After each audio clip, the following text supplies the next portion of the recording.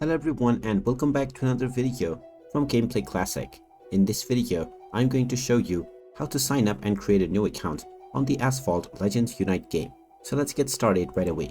First of all, open up the Asphalt Legends Unite game on your device and you will be asked to log in using your Microsoft account. Go ahead and use your Microsoft account and tap on the continue button. If you haven't logged in already, you will be asked to enter your email address and your password. Just type in your email address followed by your account password and then tap on the continue as well as the accept button in order to allow access to your account. After allowing access, you will be allowed to choose your gamer tag as well as your avatar. You can choose your desired avatar and then enter your desired username or your gamer tag.